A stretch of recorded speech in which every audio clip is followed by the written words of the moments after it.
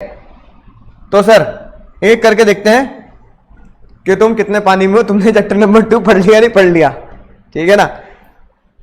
सबसे पहला सवाल, ऐसे क्वेश्चन आएंगे एग्जाम में, टेंशन नहीं लेने का। Discuss the effect of issue of certificate information incorporation. अगर किसी कंपनी को COI मिल जाता है तो बताओ उसके बाद क्या होगा,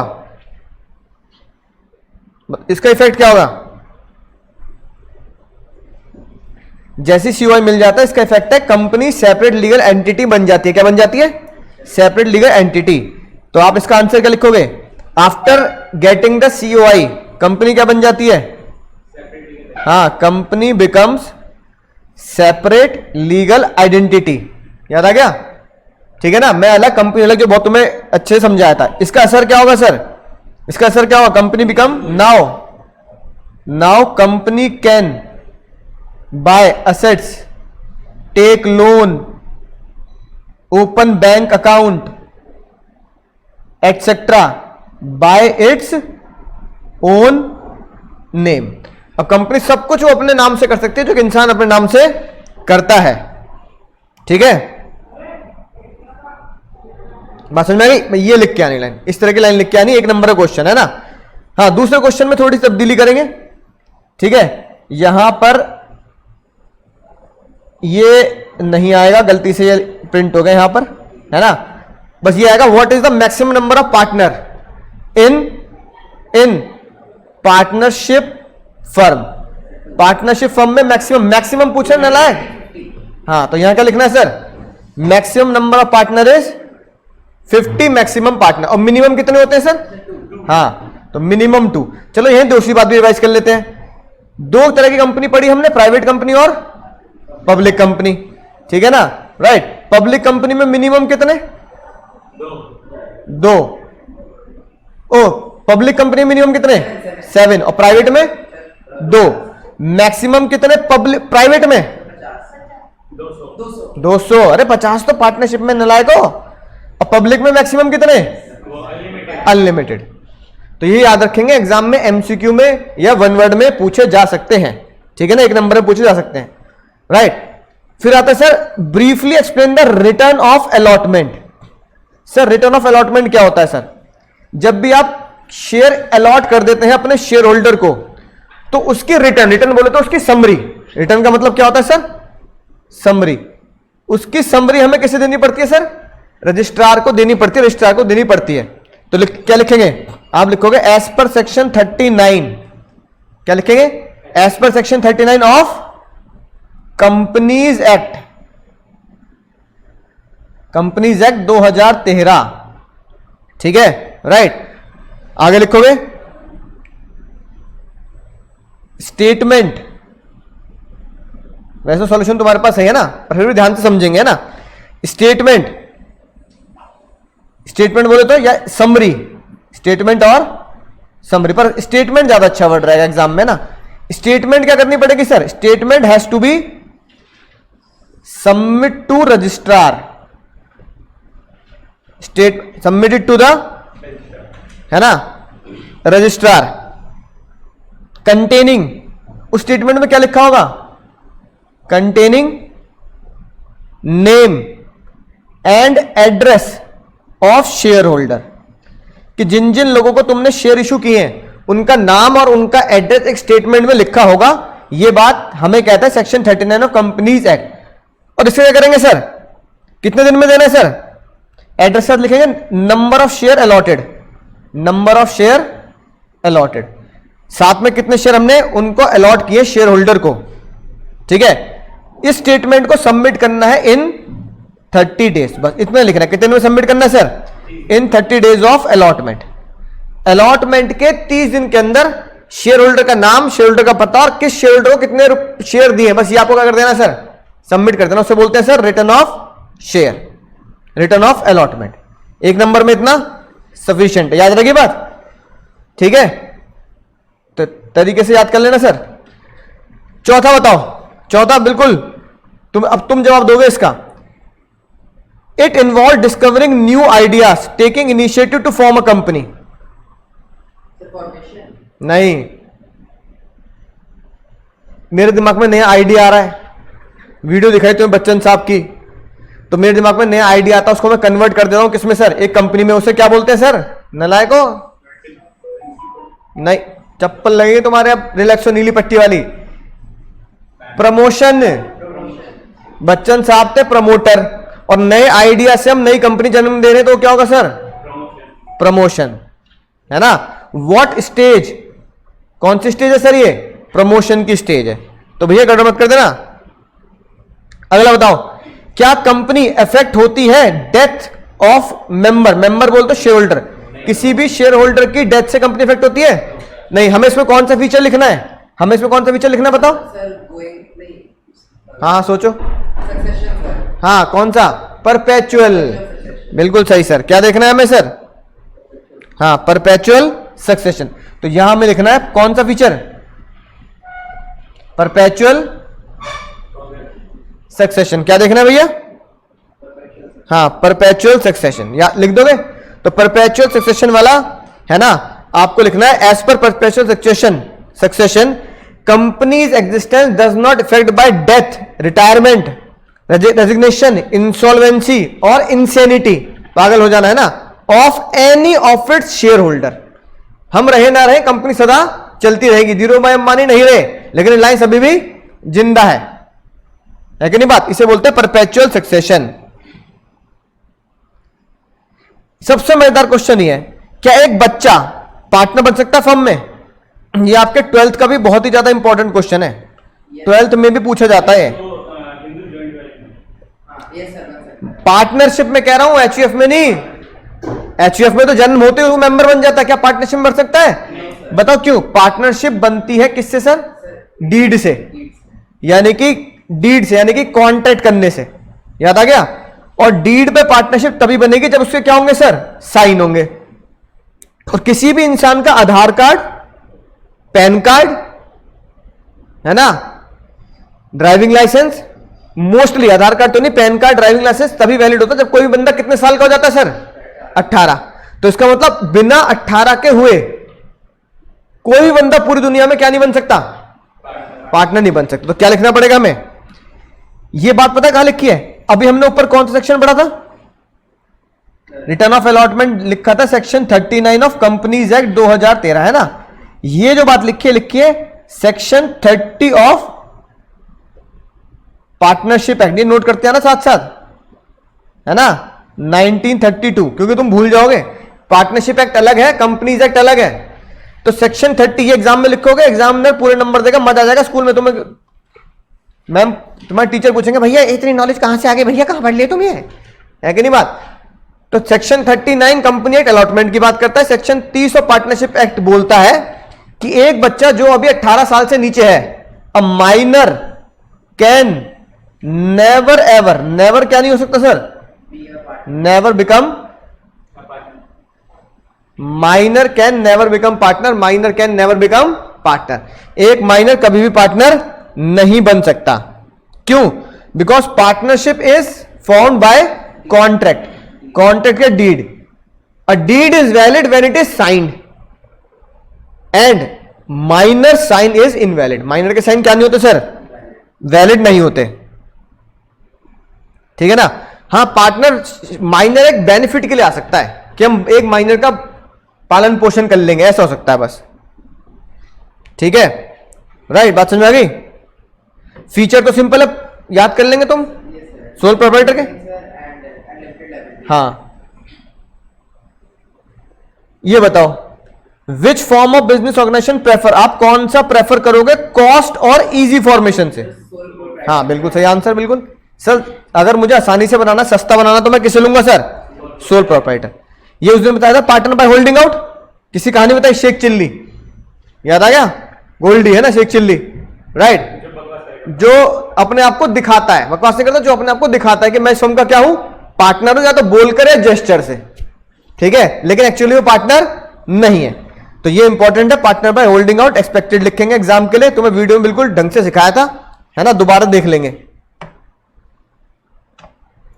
ठीक है ना। पार्टनर बाय होल्डिंग आउट यानी एक बंदा, जैसे मैं मान लो आरकेजी में पार्टनर नहीं हूं, लेकिन मैं खुद बोल रहा हूं आरकेजी में पार्टनर हूं, तो तुमने आरकेजी से डील कर ली, ये सोचकर सर तो पार्टनर है ना, और आरकेजी ने तुम्हारे साथ धोखा किया तो तुम आरकेजी भी केस कर सकते हो और मेरे ऊपर भी केस कर सकते हो। मैं पार्टनर हूं नहीं, लेकिन तब भी मुझे फंसाया जाएगा क्योंकि मैं अपने आप को क्या दिखा रहा हूं, पार्टनर। तो शेख चिल्ली बनने की जरूरत नहीं है, लंबी लंबी फेंकने की जरूरत नहीं है। अच्छा मैं मुंह से नहीं बोल रहा, मैं मुंह से नहीं बोल रहा, लेकिन मैं अपने जेस्चर से शो करता हूं, है ना। किसी को डांट दिया ऑफिस में, किसी को कह दिया, तुम्हें लगेगा कि हाँ भाई, है ना। और कभी मैंने इस बात को झुठलाया भी नहीं। तुम पूछो सर आप पार्टनर हो यहाँ के, मैं मुस्कुरा दिया तो तुम्हें लगा सर पार्टनर होंगे, तो भी मेरे ऊपर केस हो सकता है चाहे मैं पार्टनर नहीं हूं। ठीक है, बात समझ में आ गई। तो होता है partner by holding out. 11th बताओ, ध्यान से समझेंगे। जो प्रमोटर है बच्चन साहब इज नॉट ट्रस्टी, बट वो फिड्यूशियरी रिलेशन में होते हैं। फिड्यूशियरी मतलब भरोसे के, फेथफुल रिलेशन। तो आप क्या लिखोगे सर, आप लिखोगे यस। जो बच्चन साहब, जो ये डायलॉग याद कराया था ना मैंने तुम्हें, है ना, इस बैंक के, है ना, प्रीमाइसिस से लेकर कुर्सी और फर्नीचर से लेकर इंप्लॉय की ड्रेस तक मैंने डिजाइन करी है ना। यानी कि जो प्रमोटर होता है, जो किसी कंपनी को सोचता है और कंपनी को जन्म देता है, वो ट्रस्टी नहीं होता। क्या नहीं होता, ट्रस्टी नहीं होता, लेकिन उसका भरोसे का रिश्ता होता है। तो आप क्या लिखोगे सर, यस। वो ट्रस्टी नहीं है, ठीक है, यानी वो कंपनी से कोई ताल्लुकात नहीं रखता, लेकिन वो उसका भरोसे का रिश्ता होता है कि वो कंपनी को बिल्कुल वैलिड और लीगल बनाएगा। ठीक है, तो ये भी एक इंपॉर्टेंट क्वेश्चन है सर, है ना, राइट। बोलो समझ गए सर। फिड्यूशियरी रिलेशन का मतलब होता है गुड फेथ का रिलेशन। क्या होता है sir, good faith relation, fiduciary relation. ठीक है, ठीक है। और इस गुड फेथ के रिलेशन में ही बच्चन साहब अपनी कंपनी के कामों के लिए क्या रहते हैं सर, जिम्मेदार रहते हैं। ऑब्जेक्ट क्लॉज याद आ गया, 7 क्लॉज बताए थे, 6 name clause, object clause. Object clause मतलब आपके बिजनेस का ऑब्जेक्ट क्या है, जैसे हमारा ऑब्जेक्ट क्या है, टीचिंग, तो ये होता है ऑब्जेक्ट क्लॉज। 2 नंबर में आपको लिखना पड़ेगा, ठीक है, कि ऑब्जेक्ट क्लॉज क्या होता है। ठीक है भैया। मैनेजर कौन होता है एचयूएफ का, करता, और उसके क्या राइट्स हैं आप, नहीं राइट पूछ रहा है वो, हाँ बिल्कुल सही सर, है ना। कोई भी डिसीजन वो अपनी मर्जी से ले सकता है। डिसीजन मेकिंग पावर होती है, सारी की सारी जो कंपनी की एसेट्स वगैरह है वो उसके हाथ में होती है, ठीक है ना, राइट। और वो सबके लिए क्या होता है, एक लॉयल होता है। ठीक है, तो 3 राइट है जो आपके सॉल्यूशन में भी लिखे हैं सर। ठीक है, 14 बताओ। Step required to raise fund from public. बताओ मुन्ना, भूल गए, हाँ अभी याद नहीं हुआ ना तुम्हें। क्या स्टेप है अगर पब्लिक से पैसे लूंगा, ठीक है। पहला, सेबी से अप्रूवल लूंगा। पब्लिक से पैसे लेने का मतलब है आईपीओ निकालना। याद आ गया आईपीओ, इंडिया का सबसे बड़ा आईपीओ बताना, सबसे बड़ा आईपीओ एलआईसी, याद आ गया ना, ठीक है। तो आईपीओ से इतने 20-21 हजार करोड़ रुपए मांगना, किस सबसे पहले किसी परमिशन लेनी है सर, तो सबसे पहला स्टेप सेबी की परमिशन। फिर क्या होगा सर, फिर मैं लोगों को प्रोस्पेक्टस दूंगा। प्रोस्पेक्टस मतलब अच्छी अच्छी बातें बताना कि कंपनी का ये बिजनेस है और कंपनी ऐसे ग्रो करेगी। फिर मैं लोगों को क्या दिया सर, प्रोस्पेक्टस, अपनी अपनी अच्छी बातें बताई, है ना, राइट। रजिस्ट्रार को दिया प्रोस्पेक्टस, दिया रजिस्ट्रार को भी, लोगों को भी। फिर क्या किया, बैंकर को अपॉइंट करो, किस बैंक में खाता है, खाता खुलेगा आपका, वकील को अपॉइंट करो कोई दिक्कत हुई तो, और याद है अंडरराइटर, एसआर के, है ना, अंडरराइटर को अपॉइंट करोगे। अगर 90% शेयर अलॉट नहीं हुए तो आप अंडरराइटर क्या करेंगे, है ना, शेयर को अपॉइंट करेंगे। फिर क्योंकि मेरे शेयर कहां लिस्ट होंगे, स्टॉक एक्सचेंज में, तो किसकी परमिशन लेनी पड़ेगी, नेशनल स्टॉक एक्सचेंज या बॉम्बे स्टॉक एक्सचेंज की परमिशन लेनी पड़ेगी। हम यहां पर अपने शेयर क्या करेंगे सर, लिस्ट करना चाहते हैं, ठीक है ना, राइट। और फिर शेयर अलॉट कर दो और 99% पब्लिक क्या करे सर, पब्लिक सब्सक्राइब करे शेयर्स को। अगर 90% पब्लिक सब्सक्राइब नहीं करती तो जितना भी कम है 90 से, वो कौन ले ले, अंडरराइटर ले ले, है ना, राइट। और फिर रिटर्न ऑफ अलॉटमेंट आप दे देंगे 30 दिन के अंदर, जो ऊपर पड़ा। तो ये स्टेप्स होते हैं, ठीक है ना। तो ये याद रख, सीधा सीधा क्वेश्चन है, केस स्टडी नहीं है, सीधा डायरेक्ट क्वेश्चन है सर। 15 बताओ। हाँ, 1 मार्कर 2 मार्कर कर लिए।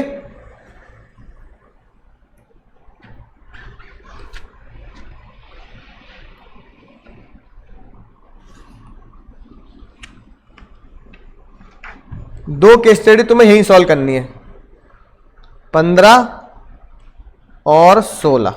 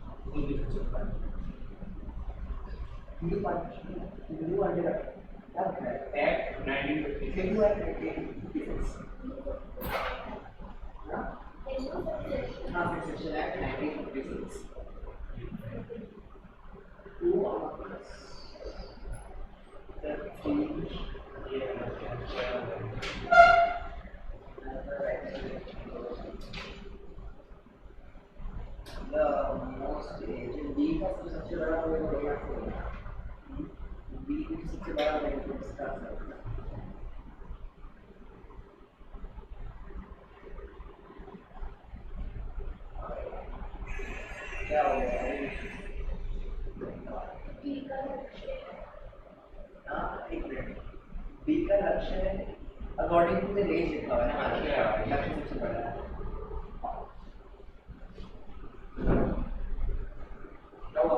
सर पहले का दूसरे का नाम पता चल गया। सर आंसर पता चल गया, देख लियो। नहीं सर देखेगा। चलो बताओ। सर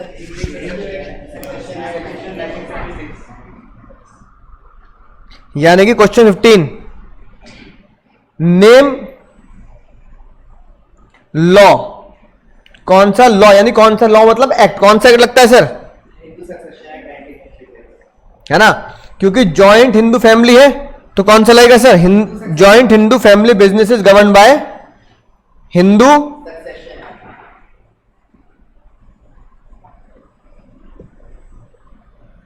है ना 1956। हु अमंग 3 ब्रदर, किसके पास कंट्रोल है तीनों में से? किसके पास? लक्ष्य, क्योंकि वो सबसे क्या है?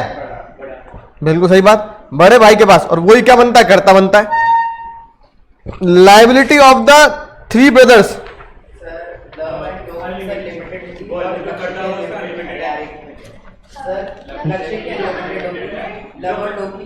हाँ, यानी कि लक्ष्य की लाइबिलिटी तो, और बाकी दोनों भाइयों की, 2 ब्रदर्स की रहेगी लिमिटेड। ये बात बिल्कुल बढ़िया तरीके से तुम्हें याद होगी, बढ़िया बात। चलो मजा आ गया सुन के, है ना। अंकित किशोर शिवम, इस बार क्वेश्चन किससे है सर? हाँ, इस बार क्वेश्चन पार्टनरशिप से, इस बार क्वेश्चन ठीक है ना, पार्टनरशिप से। बताओ।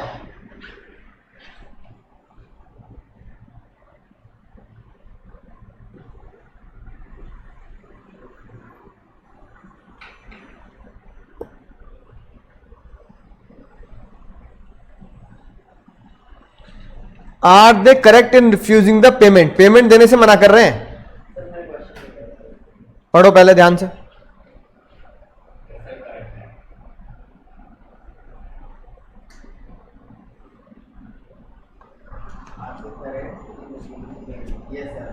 बोलो। ये कह रहा सही है, नहीं देने की जरूरत पैसा। कंपनी नहीं है मुन्नी। हाँ हाँ, सब में अलग अलग होता है। अरे ये बताओ, पार्टनरशिप में लायबिलिटी लिमिटेड होती है अनलिमिटेड होती है? अनलिमिटेड होती है। अनलिमिटेड कंपनी में तो लिमिटेड होती है बस, क्योंकि वो कॉर्पोरेट फॉर्म है। और मार छुट्टी, है ना, अनलिमिटेड होती है ना। अभी बताओ, अगर पार्टनरशिप में सभी पार्टनर की लायबिलिटी अनलिमिटेड है तो जो भी पार्टनर है उन सबको मिलके घर से पैसा देना होता है। अगर हम मान लो पार्टनर है, मान लो 50, तो ये नहीं कि भैया सारी लायबिलिटी तुम्हारी होगी मैं नहीं दूंगा, सब केक कटेगा। पार्टनरशिप में एक डायलॉग याद रखना आज के बाद, ये फाइनल में भी तुम्हारे काम आएगा। केक कटेगा, इसका मतलब क्या हुआ? जो आएगा वो सब में बटेगा। यानी प्रॉफिट हो तो सब में बटेगा, लॉस हो तो सब में बटेगा। यानी कि उधारी हो तो भी केक कटेगा, सब में बटेगा, और भैया दिक्कत प्रॉफिट हो तो भी कटेगा, सब में बटेगा। यानी यहां पे अगर उधारी है तो ये देखो अंकित किशोर शिवम पार्टनर हैं, बस पार्टनर है तो वो याद रखना भैया केक कटेगा सब में बटेगा, खेल खत्म। शिवम क्या करता है, शिवम क्योंकि पार्टनर है तो पार्टनर अगर है तो कोई भी किसी के ब्याह पे कर सकता है सर, कॉन्ट्रैक्ट कर सकता है। शिवम ने क्या किया, रॉ मेटीरियल 10 लाख का without knowledge of Ankit and Kishore, और पता भी नहीं। अब तुम्हें पता हो ना हो भैया तुम पार्टनर तो हो ना, राइट। मयंक ने कहा, नाउ मयंक कह रहा है कि भाई पेमेंट दे दे। Ankit Kishore we only Shivam is liable, वो कह रहे शिवम देगा, हम क्यों देंगे, हमें तो बताया नहीं उसने। लेकिन पार्टनरशिप एक्ट में क्या लिखा है, पार्टनरशिप एक्ट में क्या लिखा है, केक कटेगा सब में बटेगा, और इसे हम पता क्या बोलते हैं, म्यूचुअल एजेंसी। याद आ गया, मैंने पार्टनरशिप वाले लेक्चर में सिर्फ यही सबसे इंपॉर्टेंट चीज पढ़ाई थी कि पार्टनरशिप में ये समझ गए तो सब कुछ आसान है और कुछ नहीं। पार्टनरशिप में एक पार्टनर एक दूसरे का क्या होता है सर, एजेंट एंड प्रिंसिपल, ये तो याद आया होगा। एजेंट एंड प्रिंसिपल के रिलेशन को क्या बोलते हैं सर, म्यूचुअल एजेंसी। अब जब सुनो ध्यान से, अब जब शिवम ने कॉन्ट्रैक्ट किया तो शिवम क्या बन गया सर, शिवम बन गया एजेंट। एजेंट भैया मैं एजेंट हूं और मेरे दो मालिक है, दो मालिक कौन हो गए सर, अंकित एंड किशोर क्या होंगे, मालिक। तो as per partnership act, partnership का कानून ये कहता है शिवम एजेंट है और तुम तो मालिक हो, तो एजेंट तो लायबल होगा ही होगा, साथ में कौन लायबल होता है, मालिक। प्रिंसिपल, प्रिंसिपल कौन हो गए, अंकित एंड किशोर। तो आप इसका आंसर ऐसे दोगे, partnership is concerned with the agent and principal which is called mutual agency. In that case Shivam become the agent when he enter into the contract. Ashok, Kishore and Ankit is principal. तो भैया principal liable होगा नहीं होगा, तो principal shall also be liable for the work done by agent. Agent अगर कोई काम करता है उसके लिए कौन लायबल होगा, प्रिंसिपल लायबल होगा। that is why Ankit Kishore is also liable for the payment of 10 lakh rupees. Question क्या था, क्या वो करेक्ट है, तो आप क्या बोलोगे, नो करेक्ट नहीं है ना। अब आंसर क्या दूंगा, ये दूंगा कौन सा सर, एजेंट और प्रिंसिपल वाला। बोलो समझ गए sir, agent represent principals, in the present case Shivam is the agent, Ankit Kishore is the principal, है कि नहीं बात, right? Therefore principal is bound for the act done by, principal is bound for the act done by agents। अगर section याद हो तो बहुत बढ़िया बात है। सेक्शन 6 बोलता है पार्टनरशिप एक्ट का, तो हमने सेक्शन 30 पढ़ा पार्टनरशिप एक्ट का। पार्टनरशिप एक्ट का सेक्शन 30 क्या बोलता है, माइनर कभी पार्टनर नहीं बन सकता। सेक्शन 6 क्या बोलता है, एक एजेंट क्या, एक पार्टनर क्या होता है, एजेंट और प्रिंसिपल का रिश्ता रखते हैं, इसलिए केक कटेगा। जो केक काटेगा वो कौन है, एजेंट, और जिसमें बटेगा वो कौन है, प्रिंसिपल। बस अब आप लॉस में झुटला नहीं सकते।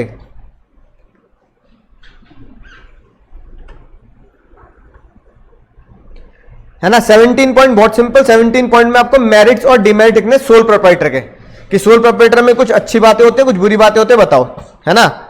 फिर आता है प्रोस्पेक्टस, राइट। प्रोस्पेक्टस क्या होता है, क्या हर कंपनी को प्रोस्पेक्टस फाइल करना जरूरी होता है, जब भी नहीं, हाँ वैसे तो हर कंपनी फाइल करती है, लेकिन पब्लिक कंपनी चाहे तो प्राइवेट कंपनी को तो जरूरत ही नहीं है। For every company file prospectus, बताओ नहीं, आप क्या बोलोगे, नो। प्राइवेट कंपनी जब पब्लिक को ऑफर ही नहीं देती है, प्राइवेट कंपनी का आईपीओ आता है, नहीं आता। एक बात ध्यान रखना, आईपीओ किसका आता है, IPO is only and only by public company. Private company से आरकेजी प्राइवेट लिमिटेड, आरकेजी का आईपीओ नहीं आया। आईपीओ का मतलब था पब्लिक से पैसा मांगना।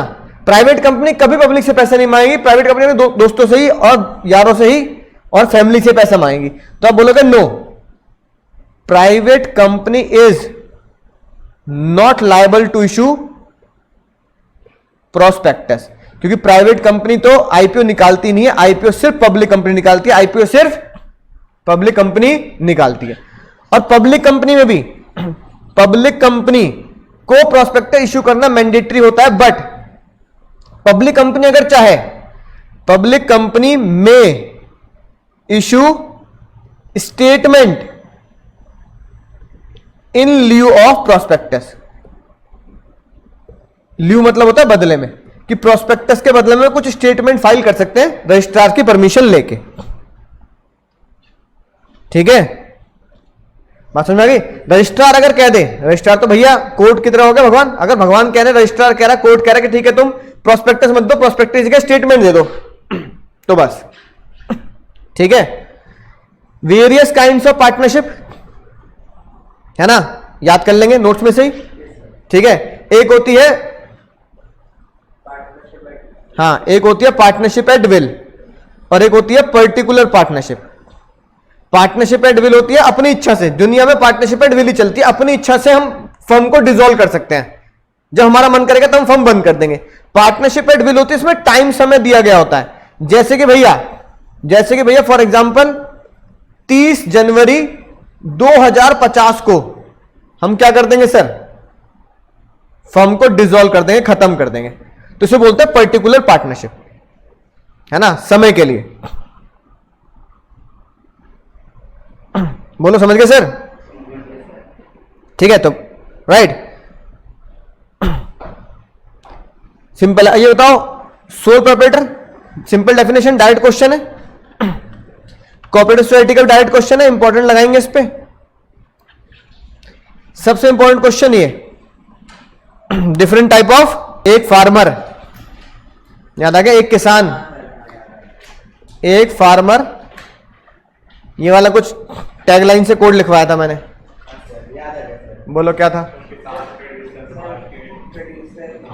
एक किसान ने क्या किया, अपनी फसल प्रोड्यूस करी, फिर वो कहां पहुंचा, मार्केट में जिन लोगों को सामान बेचा, सबने उससे सामान क्रेडिट पे लिया, क्रेडिट पे सामान बेच के वो कहां पहुंचा, अपने घर गया, है ना, घर पहुंच गया। Farmer cooperative society, producer cooperative society, marketing cooperative society, credit cooperative society, याद आ गया, लोग पूल कर लेते हैं, पैसे को उधार देते हैं, और हाउसिंग कोऑपरेटिव सोसाइटी की मेरी जमीन है, हम सबने मिलकर क्या किया। तो ये डायरेक्ट क्वेश्चन है, नहीं थोड़ा याद करना पड़ेगा। हाँ, मार्केट में सामान किसको बेचा, ग्राहक को बेचा, तो ग्राहक को कौन हो गया सर, कंज्यूमर कोऑपरेटिव सोसाइटी। तो हमने इस टैगलाइन से इसको याद किया था। कोऑपरेटिव सोसाइटी के डायरेक्ट क्वेश्चन है ना, बोलो समझ गए सर?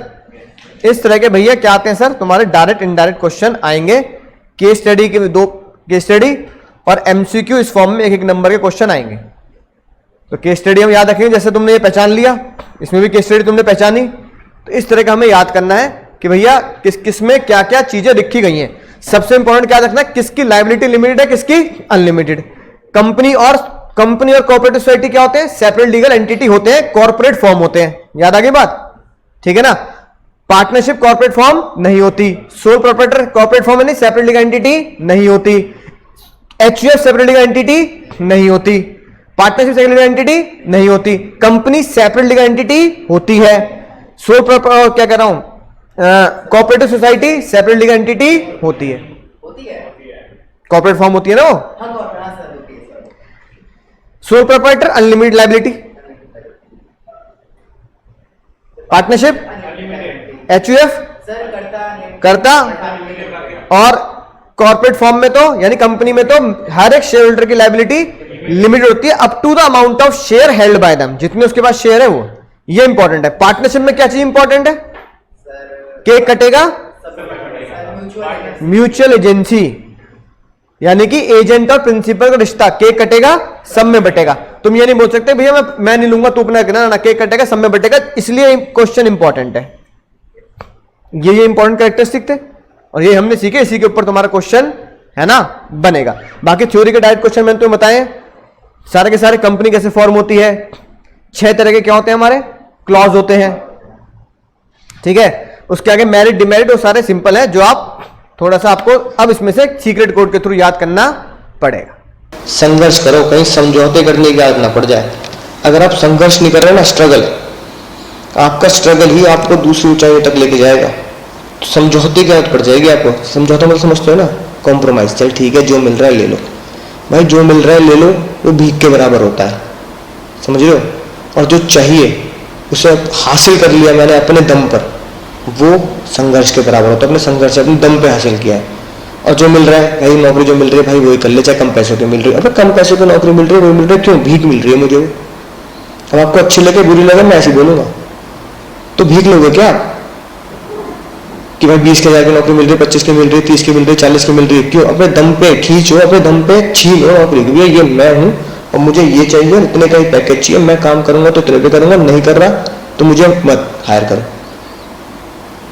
ठीक है ना? आपने कहा मुझे तो भैया 25 लाख का पैकेज चाहिए, चाहिए तो चाहिए, बताओ रख रहे हो मुझे, नहीं रख रहे? इंटरव्यू आप देने जा रहे हो, पर इंटरव्यू आप उनका ले रहे हो कि हाँ जी संघर्ष मैंने किया है, इस लेवल पे पहुंचा तो मैं इतने पैसे लूंगा, अगर आप मुझे दे रहे हो तो दो, वरना मैं जा रहा हूँ, मत दो मुझे नौकरी। मैं इंटरव्यू देने नहीं, मैं तो बता रहा है आपको कि मैं इतने पैसे लूंगा, तो मजा गया, तो है दम कि आपका संघर्ष इतना बड़ा है, इतना बड़ा संघर्ष है कि आपको सामने वाला बोल दे भाई बोल जितने पैसे लेगा उतने पे हायर कर लेंगे तेरे।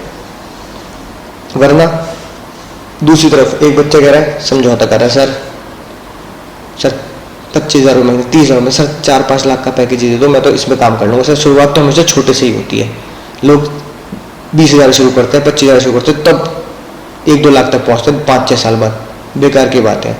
बहुत लोग 20,000 शुरू नहीं करते, बहुत लोग 20 लाख से भी शुरू करते हैं, ठीक है ना, और 2 लाख से भी शुरू करते हैं। तो अपने दिमाग को ये, अपनी अंतरात्मा को समझा लो कि छोटे शुरुआत नहीं करनी, शुरुआत करनी है तो बड़ी करनी है, छोटे शुरुआत तो बेइज्जती है।